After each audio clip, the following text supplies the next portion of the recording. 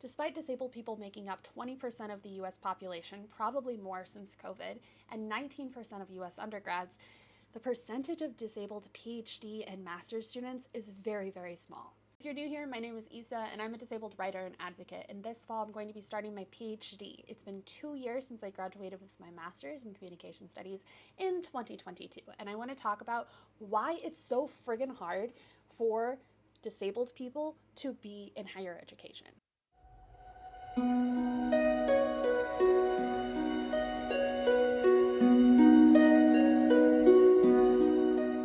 So let's break down these statistics. According to the National Center for Education Statistics, disabled students only make up 12% of master's students and 5 to 9% of PhD students, depending on their field. According to a Harvard Coach study, disabled people only make up about 7% of disabled faculty. Now, here, of course, I have to put a disclaimer.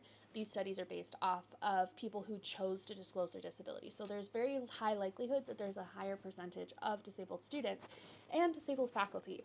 The scary thought about that is if there is a higher percentage of disabled faculty, staff, and students than what was disclosed, why are people not disclosing?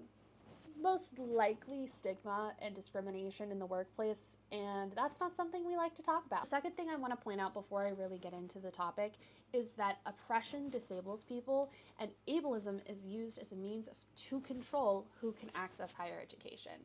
What I mean by that, if you are systemically more likely to experience violence because of race, gender, sexuality, any of those things, you're more likely to become disabled, which means that the academic institution has one more tool to use against you and say that they are not being ableist, sexist, homophobic, whatever they want to say. So the first big barrier to higher education for disabled students is that if you have a physical disability, it is the physical environment around you. The issue is that most classroom formats make this general assumption that disabled students may need to access the classroom space, so a desk, be a part of the classroom, but it doesn't ever make the assumption that a disabled person might be teaching or presenting at the front of the room. Also means is that the people that are hiring you never get to think in the mindset of this person could work in this space. That's not even getting into the conferences that are generally not accessible unless you're going to the designated disability forums. When I was at the National Communication Association conference this year, I went to several different socials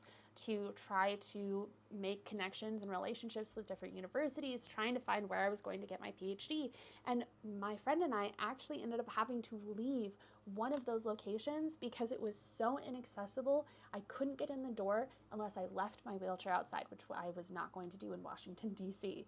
But even under that, I want to point out the privilege because there's the assumption, there's the pressure that if you can, you should get out of your wheelchair. You should accommodate the university. You should do these things, sacrificing your own safety and well-being to occupy this space because that is what's necessary to be in this elite group. Next barrier I want to talk about are the mental health barriers, because there's this underlying assumption in graduate school that to be in graduate school is to suffer and that you need to suffer in order to actually earn your degree. I'm not trying to suggest that being in grad school should be easy. It's not easy. It's going to be hard. There's going to be difficulties. There's a lot to be put on you and there's a lot on your shoulders, but there are certain things that graduate students have to go through that almost feels like a hazing, that you got to stay up all night and work through the night and you got to do all of this and you got to meet these deadlines and you got to do this and that and that.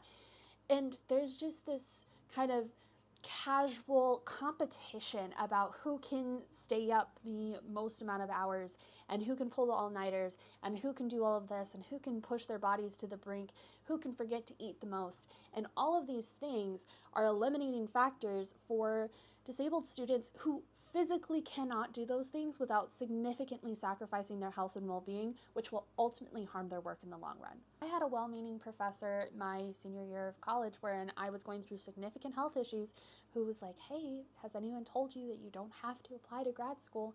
And I was like, this is what I want. This is what I want to do. And I'm going to be struggling and I put myself through too much. Please, please, please listen to me. Take care of yourself. It's so, so important in grad school. Don't do what I did, which ends up burning you out and you have to take a 2-year hiatus. What ends up happening is that disabled students have to look at your universities and see, are you going to discriminate against me? Is your physical environment accessible? How much do you expect students to pull all-nighters or do this like dumb extra labor that really doesn't benefit graduate students in the long run, and try to like maneuver all of those spaces, and then, oh yeah, here's my research that I want to do, and this is the work that I want to do, and can you meet those two things?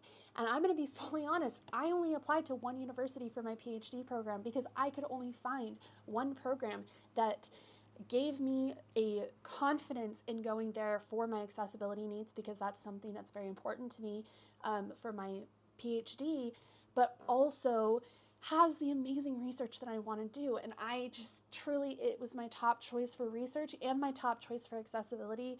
And not the building's accessible, but the people are making it worth it. And I'm so lucky, and it's so small. And this is part of the reason why we're such a small percentage.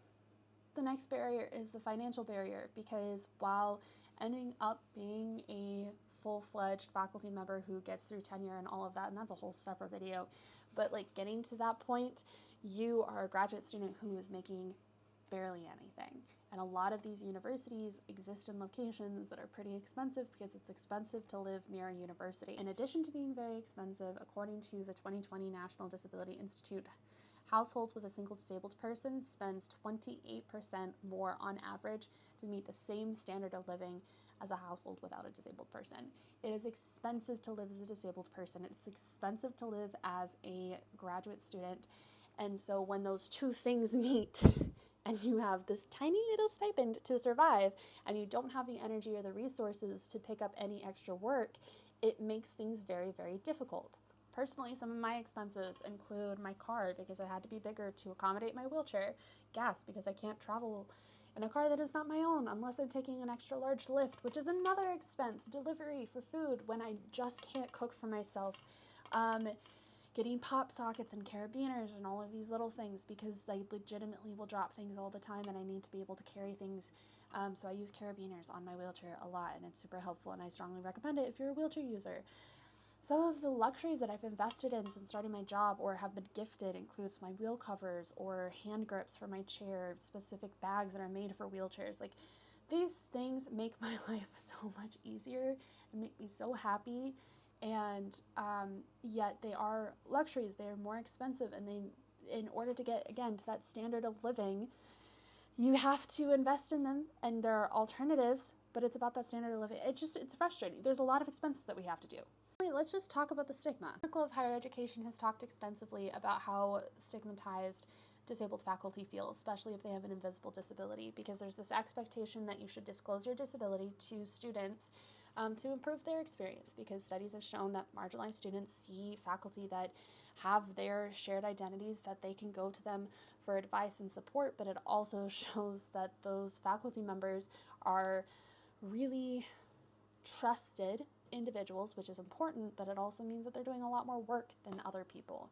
And they're also putting themselves at risk of losing their jobs or looking over for promotion. Dolan in 2021 talked to several faculty members, one of which who was looked over for promotion, another one who at the time of the study was living out of their car because they disclosed their disability. And it's just, this is the job market that I have to look forward to. And why do I do this to myself is because I believe and I hope that the future is going to be better, because I don't think there's a reason why we should experience this much stigma, and it is only for us coming together now and always to make this world better and make academics better for everybody. I say all of this because it's not disabled graduate students' responsibility to make things better.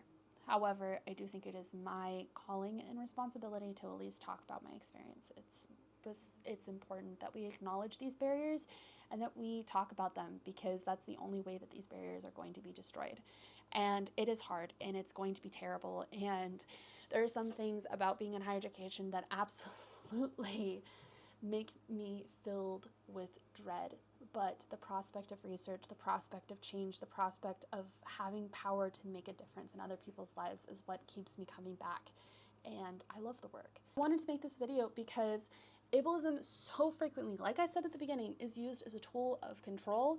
It is the friendly way of oppressing and discriminating against other marginalized people, because being marginalized means that you're more likely to be disabled. And there are so many incredible, fantastic people who would do phenomenal things in higher education if we could just get over ourselves and start breaking down the ivory tower. And that starts with us acknowledging it. If you are a marginalized person, if you are not, or if you are a person of power, you need to start working to make things more accessible, to make things better, to acknowledge these stigmas, to acknowledge the pressures, and start thinking about ways that we collectively can make things better for everybody, because higher education will benefit overall. But more importantly, there's so many cool things that we're not letting people to do. Let them do it. And if you are someone doing it, take care of yourself while doing it. I love you guys. You are phenomenal. You're doing amazing. And I'll see you guys next week. Hey, Mom, did you know, according to the National Center for Education Statistics, I'm pretty rare?